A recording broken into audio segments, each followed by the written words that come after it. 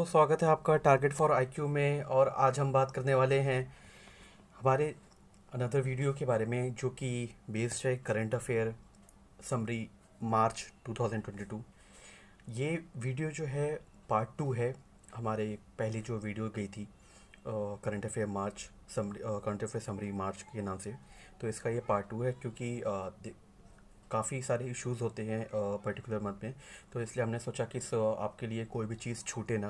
And इस channel ने, target for IQ ने, ये इनिशिएटिव लिया कि आपके एग्ज़ाम की प्रिपरेशन में कोई भी कमी ना रहे। तो इसके पर्सपेक्टिव से हमने डिसाइड किया कि हम पूरा सारे मंथ को जो है वो 2 या 3 पार्ट, जैसे भी जितने भी इश्यूज़ होंगे उस पर्सपेक्टिव से हम उसको 2 या 3 पार्ट में बांटेंगे, सो दैट कि आप हर एक इशू जो है वो आप के नॉलेज में रहे और कोई भी चीज़ ऐसी ना हो जो आपसे छूट जाए। ठीक है। तो अब इसके रिटर्न में आप हमें आपसे कुछ बहुत एक्सपेक्टेशन नहीं है, बट हाँ, ये उम्मीद करते हैं कि आप इस वीडियो को लाइक करें, इस चैनल को सब्सक्राइब करें एंड अपने वैल्यूबल कमेंट से हमें ज़रूर बताएं कि आपको इस वीडियो का रिव्यू कैसा लगा। ठीक है। तो this is something that we expect from you guys, and this will be encouragement, so that कि हम नई नई वीडियोज़ के साथ आते रहें और आपकी प्रिपरेशन में को सक्सेसफुल बनाते रहें। ठीक है। सो शुरू करते हैं फिर इस वीडियो के साथ एंड देखते हैं क्या क्या इश्यूज़ जो हैं इसमें मार्च मंथ में और हुए हैं। ठीक है। तो हम बात करने वाले करंट अफेयर समरी मार्च 2022 पार्ट 2 के बारे में। तो पहला इशू देखते हैं। अच्छा, पहला इशू है आफ्सपा एंड नॉर्थ ईस्ट। और आफ्सपा है क्या? देखिए, आफ्सपा का फुल फॉर्म है armed forces special power act. Armed forces special power act, ये जो है मिलिट्री को एक स्पेशल पावर दी गई है। इसके अंडर मिलिट्री को काफ़ी एक वाइड वैरायटी की पावर कह सकते हैं। वो अनलिमिटेड मैं बहुत नहीं कहूँगा, बट हाँ, एक काफ़ी हद तक फ्रीडम दी गई है मिलिट्री को कि वो कहीं पे भी आफ्सपा जहाँ भी लगा होता है, मिलिट्री किसी पे भी फायर कर सकती है। ठीक है। अगर वो सिर्फ उनको लगता है विदाउट एनी एविडेंस कि उनको लगता है कि कोई इन्फिल्ट्रेटर है या फिर कोई टेररिस्ट है, तो बिना पूछे हुए वो फायर कर सकते हैं उस पर। तो ये काफ़ी अनलिमिटेड पावर है। तो इसकी वजह से कई बार ऐसा हुआ है कि नॉर्थ ईस्ट में कई बार वायलेंस हुआ है कि कभी कभी सिविलियंस जो है, जो बेकसूर लोग हैं, उनको टेररिस्ट समझ करके उन पर गोली चला दी गई है और वो उनकी डेथ हो गई है। तो कई बार हमेशा नॉर्थ ईस्ट से डिमांड रही है कि आफ्सपा को हटाया जाए, और ये सिविलाइज्ड सोसाइटी में आफ्सपा की कोई ज़रूरत नहीं है। ठीक है। बट गवर्नमेंट हमेशा रखना चाहती थी, क्योंकि इन्फिल्ट्रेट और कभी कभी टेररिस्ट जो है अचानक से समझा, तो उतना टाइम नहीं होता है आर्मी के पास, और वो विदाउट एनी लॉ वो कोई एक्शन नहीं ले सकता। तो इसलिए आफ्सपा की पावर दी गई थी आर्मी को। बट कई बार ऐसा हुआ कि मिसयूज़ हुआ है। ठीक है। तो उसके रिलेशन में ये बातें कही गई है। अब क्या देखते क्या है, government partially withdraws for armed forces special power act. Government ने पार्शली विड्रॉ किया है armed forces special power act AFSPA को। कहाँ से?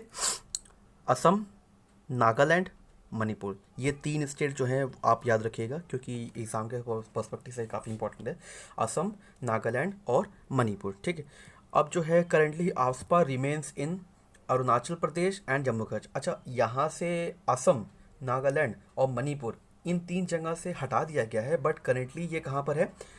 अरुणाचल प्रदेश और जम्मू कश्मीर में फुली एप्लीकेबल है। तो इस चीज़ का ध्यान रखिए, कहाँ पे पार्शली हट गया है और कहाँ पे फुली एप्लीकेबल है। ठीक है। अच्छा, इसका इनिशिएशन, जो ओरिजिनेशन है आफ्सपा का, वो कब हुआ?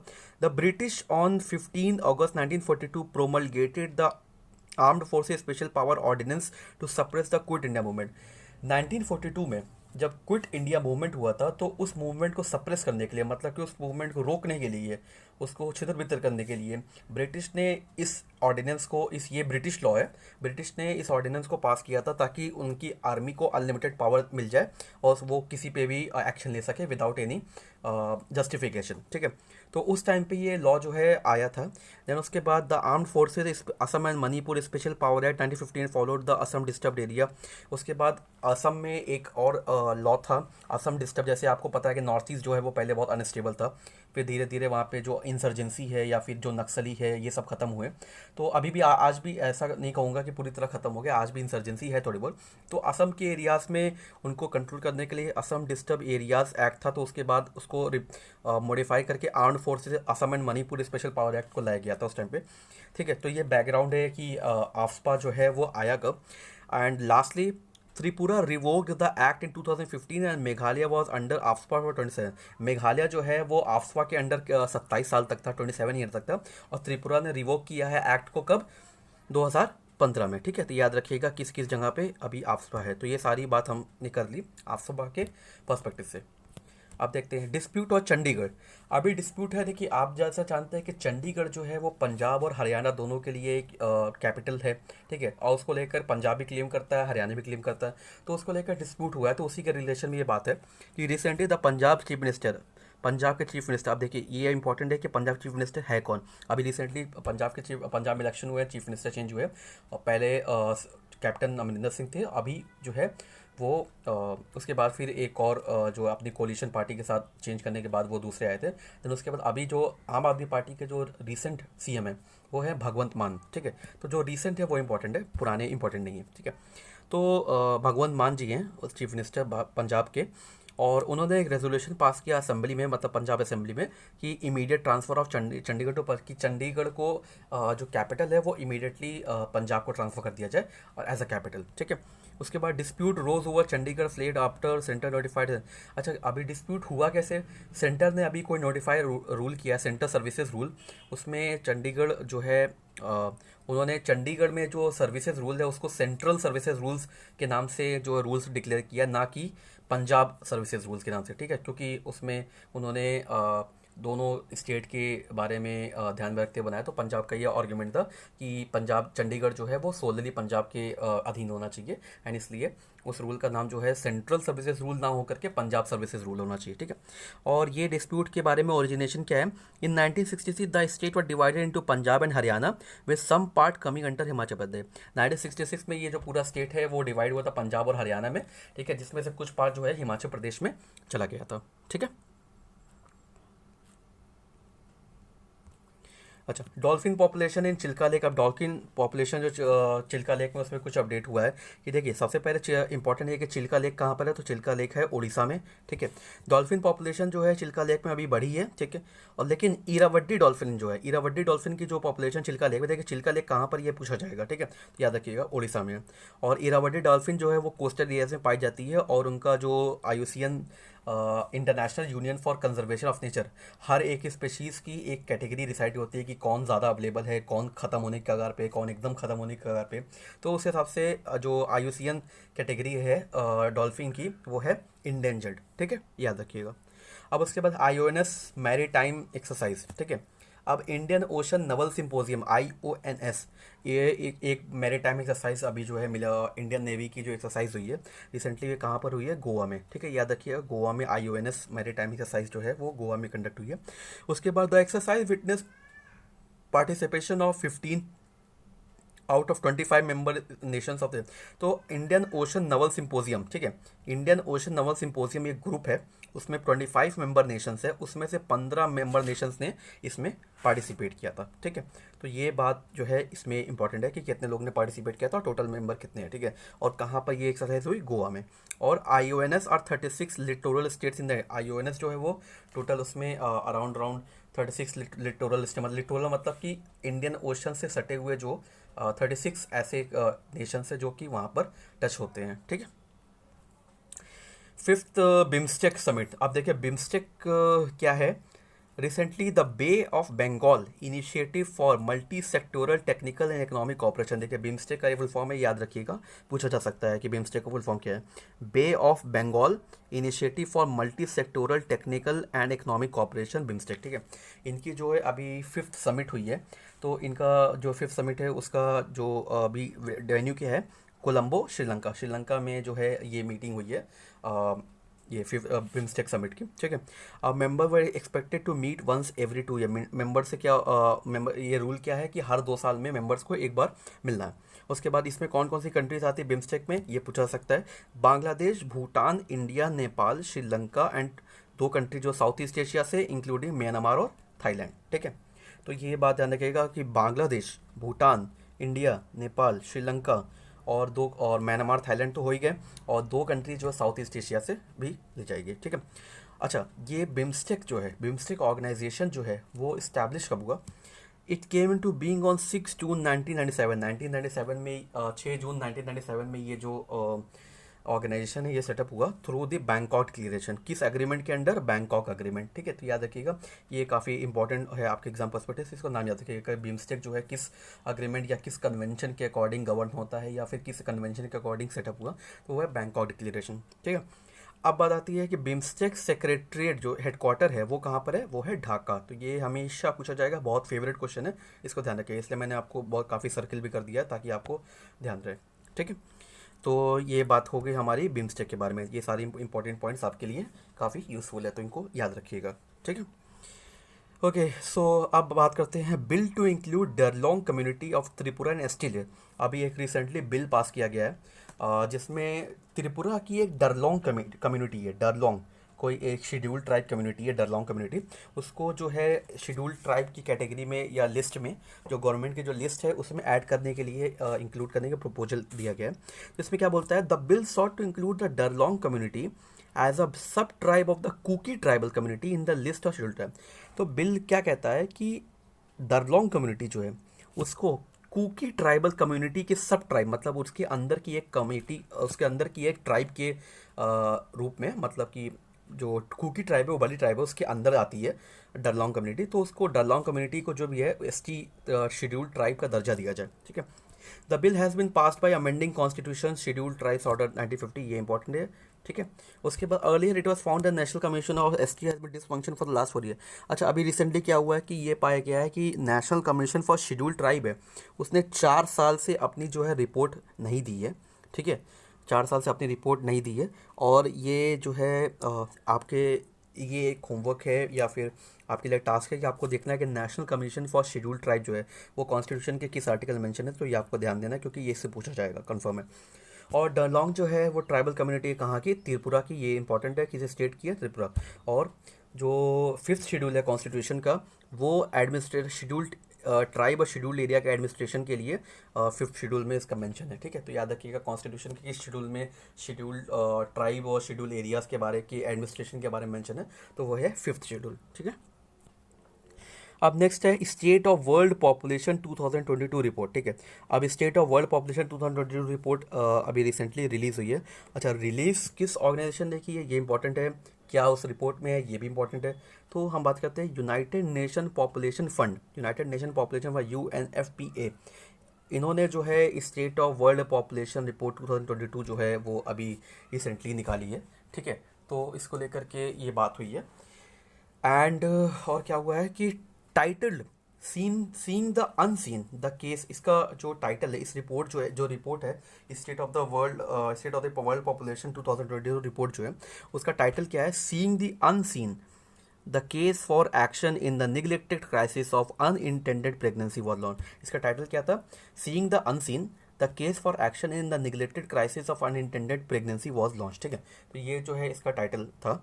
And contraceptive use of is 53% lower अवर। अच्छा, इस रिपोर्ट ने जो है प्रेगनेंसी को लेकर कुछ अपने डेटाज जो है रिलीज़ किए, उसके अकॉर्डिंग कहना है कि कॉन्ट्रासेप्टिव यूज़ जो है वो 53% लोअर है वुमेन के केस में। ठीक है, और 1987 में it was officially rename the United nation population fund but the original abbreviation is something else. ठीक है, तो दूसरा जो नाम था, अभी ये जो नाम रिसेंटली है यूनाइटेड नेशन पॉपुलेशन फंड, तो ये जो है 1987 में रखा गया था और पहले कुछ और नाम था। ठीक है, तो ये आपको होमवर्क है कि पहले इसका UNFPA का नाम, पूरा नाम क्या था। ठीक है,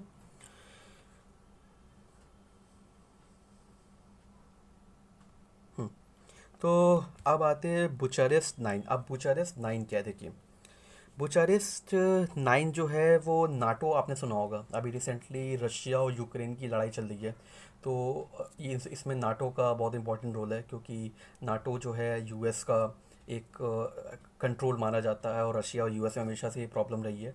तो रशिया चाहता है कि नाटो उनके आसपास ना, नाटो एक ऑर्गेनाइजेशन है कि नाटो उनके आसपास भी ना दिखे। तो नाटो में जो कंट्रीज़ हैं, 9 कंट्रीज़, उन्होंने मिल करके एक ग्रुप बनाया है, उस ग्रुप का नाम है बुचारेस्ट। ठीक है, मैं फिर से रिपीट करता हूँ कि नाटो में 9 मेंबर कंट्रीज़ ऐसी हैं जिन्होंने मिल करके एक ग्रुप बनाया है जिस ग्रुप का नाम है बुचारेस्ट। ठीक है, अब उसके रेफरेंस में सारी बातें कही गई कि अब हम लोग देखते हैं कि उनके रेफरेंस में क्या क्या बातें और कही गई है एंड क्या क्या इंपॉर्टेंट है। ठीक है, तो रिसेंटली द बुचारेस्ट 9, जिसको कि B9 के नाम से भी जानते हैं, rejected the Russian claim about the eastward expansion of North Atlantic Treaty Alliance Organization. Bucharest nine ने अभी ये रशिया की जो क्लेम था, रशिया का जो दावा था कि नाटो जो है ईस्टवर्ड एक्सपेंशन कर रहा है, मतलब कि ईस्ट की तरफ बढ़ रहा है, अपना जो मेंबरशिप है, अपना जो दायरा है वो ईस्ट की तरफ बढ़ा रहा है। तो बुचारेस्ट नाइन ने इस बात का खंडन किया है, इस बात को मना रिफ्यूज़ किया है कि नहीं, ऐसा कुछ भी नहीं है और हम ईस्टवर्ड की तरफ एक्सपेंशन नहीं कर रहे हैं। हालांकि मेंबर्स आके हमारे साथ जुड़ रहे हैं, बट हम इंटेंशनली ईस्ट की तरफ नहीं जा रहे हैं, ठीक है। तो उनका ये कहना है। और B9 जो है वो ग्रुप ऑफ 9 नाटो कंट्रीज है। 9 नाटो में 9 ऐसी कंट्रीज जिनका ग्रुप है B9, बी और 9, ठीक है। In the Estonia that became the part of the US led military land. देखिए यहाँ पे बोल भी दिया कि यूएस लेड, ये इसको सबको पता है कि नाटो जो है वो यूएस लेड है, ऑल्दो डायरेक्टली नहीं है बट इनडायरेक्टली जो है यूएस कंट्रोल करता है उसको, ठीक है। B9 और Bucharest format often abbreviated as B9 was founded on November 4, 2015। B9 जो ग्रुप है, ठीक है, जिसको हमेशा मतलब B9 के नाम से जानते ही हैं, और ये इसका ओरिजिनेशन जो है वो 2015 में हुआ था, ठीक है। तो इस बात का ध्यान रखिएगा। देन उसके बाद the group was created on the initiative of Klaus Iohannis who has been president of Romania and Andrzej Duda who has been president of Poland. तो B9 जो ग्रुप है वो किसके इनिशिएटिव पे बनाया गया था? ये रोमानिया के जो प्रेसिडेंट हैं उन क्लॉस लोहानिया एंड जो पोलैंड के जो प्रेसिडेंट है एंडर्स डूडा, इनके इनिशिएटिव पर बनाया गया था। तो ये इंपॉर्टेंट है कि B9 का जो नींव थी या फिर B9 का जो ओरिजिनेशन है वो किसके द्वारा हुआ? तो इन लोग के द्वारा हुआ, ठीक है। तो अब आप पूरी सारी इंफॉर्मेशन जान गए हैं कि बुचारेस्ट नाइन क्या है, बुचारेस्ट नाइन के बारे में क्या इंपॉर्टेंट बात है। तो ये सारी चीज़ें आप एकदम ब्रीफ और एक्सटेंसिव तरीके से जान गए हैं, ठीक है। अब बात आते हैं मरकरी पॉल्यूशन। देखिए मरकरी पॉल्यूशन को लेकर के अभी रिसेंटली कुछ इनिशिएटिव जो है वो लिए गए हैं, और कुछ कंट्रीज़ जो है इलीगल जो ट्रेड है मरकरी का उसको लेकर के काफ़ी परेशान है। तो उसको देखते हैं हम लोगों ने क्या क्या इसमें मार्च में क्या अपडेट हुआ है मरकरी पॉल्यूशन को लेकर। तो कहता है कि recently Indonesia has introduced a global declaration that calls on the parties to the Minamata convention on mercury to tackle illegal trade of mercury. अब सबसे पहले इंपॉर्टेंट बात क्या है? मरकरी पॉल्यूशन को टैकल करने के लिए या ख़त्म करने के लिए या उसको डील करने के लिए कौन सा कन्वेंशन है? मीमांता कन्वेंशन। ये याद रखिएगा, मीमांता कन्वेंशन बहुत इंपॉर्टेंट है, ठीक है। देन उसके बाद किसने इंट्रोड्यूस किया है? इंडोनेशिया ने अभी अनाउंस किया है कि हमें जो है वो इस पर कुछ इनिशिएटिव लेना चाहिए ताकि हम जो है मरकरी का जो इलीगल ट्रेड है, ठीक है, उसको हम रोक सके, उस पर हम कुछ एक्शन ले सके, ठीक है। The declaration was read in नूसा दुआ बाली। डिक्लेरेशन जो है वो नूसा दुआ बाली में जो है डिक्लेयर हुआ है, ठीक है। ये नूसा दुआ बाली में, इंडोनेशिया में एक जगह है, वहाँ पर ये डिक्लेरेशन जो है साइन हुआ था। और when Indonesia is hosting the 4th conference of parties COP4 Minamata, तो COP4 जहाँ पे साइन किया गया था। Minamata was agreed as the 5th session of the intergovernmental negotiation committee in Geneva Switzerland. तो मीमांता कन्वेंशन कहाँ sign हुआ था? 2013 में। कहाँ पे? जेनेवा स्विट्जरलैंड में, ठीक है। और हर साल जो, अब देखिए ये मरकरी पॉल्यूशन जो है वो इन्वायरमेंट से रिलेटेड है। इस इन्वायरमेंट को लेकर मैं इंपॉर्टेंट बात बताऊंगा कि 21 मार्च को जो है इंटरनेशनल डे ऑफ फॉरेस्ट मनाया जाता है यूनाइटेड नेशन के द्वारा, ठीक है। अब बात आती है article 355 and break down of constitutional machinery. तो अभी रिसेंटली क्या हुआ कि बंगाल में बहुत ज़्यादा हिंसा हुई है, तो उसको लेकर के जो कांग्रेस के एक लीडर अधीर रंजन चौधरी, उन्होंने प्रेसिडेंट से रिक्वेस्ट किया कि आप वहाँ पे आर्टिकल 355 इम्पोज कर दें, मतलब कि प्रेसिडेंट रूल, ये राष्ट्रपति शासन जो है लगा दें, सो दैट कि वहाँ पे जो वायलेंस है वो कंट्रोल में आ सके, क्योंकि स्टेट जो है वो अनेबल है इनको कंट्रोल करने में, ठीक है। ये उनकी रिक्वेस्ट है, उन्होंने प्रेसिडेंट को लेटर लिखा है, ठीक है। और उसमें बोला गया कि सेंट्रल गवर्नमेंट की ड्यूटी है कि वो हर स्टेट को एक्सटर्नल एग्रेशन और इंटरनल डिस्टर्बेंस, जो इंटरनल डिफरेंस, आंतरिक जो क्लैश है या फिर जो भी हिंसा हो रही है उससे बचाए। और इमरजेंसी प्रोविजन जो है पार्ट 18 में है कॉन्स्टिट्यूशन के, और जो प्रोक्लेमेशन जो राष्ट्रपति शासन लगता है वो उससे ये दोनों हाउस की सहमति होनी चाहिए, और 2 महीने के अंदर दोनों हाउस की सहमति मिलनी चाहिए। और इमरजेंसी प्रोविज़न जो है वो गवर्नमेंट ऑफ इंडिया एक्ट 1935 से लिया गया था। हमेशा ये पूछा जाता है कि किस कंट्री से लिया गया था ये प्रोविज़न, तो गवर्नमेंट ऑफ इंडिया एक्ट 1935 से ये लिया गया था, ठीक है। अब उसके बाद नासा का आर्टेमिस प्रोग्राम, एक रिसेंटली नासा ने एक अपना मून को एक्सप्लोर करने के लिए आर्टेमिस 1 प्रोग्राम जो है लॉन्च किया था। इसका नाम याद रखिएगा, आर्टेमिस 1, ठीक है। और ये आर्टेमिस प्रोग्राम के थ्रू नासा जो है इंसानों को मून पे लॉन्च करने वाला है 2024 तक, ठीक है। और इसका जो रोबोटिक्स का जो लेके एप्लीकेशन है वो कनाडा प्रोवाइड करवाएगी, और जो लॉजिस्टिक को लेकर सप्लाई है वो जापान इसमें हेल्प करेगी, ठीक है। तो ये सारी बात इसमें कही गई है। तो कॉम्प्रिहेंसिवली हम इस वीडियो के एंड तक आ गए, और हमने इन दोनों पार्ट में, पार्ट 1 और पार्ट 2 मार्च में अभी सिर्फ हमने मार्च की पार्ट टू रिलीज़ की है। अभी हमने जनवरी की पार्ट टू जो है, फरवरी की पार्ट टू वो रिलीज़ नहीं की। उस पर जल्दी कुछ टाइम में भी, एक हफ्ते के अंदर वो भी रिलीज़ हो जाएगी।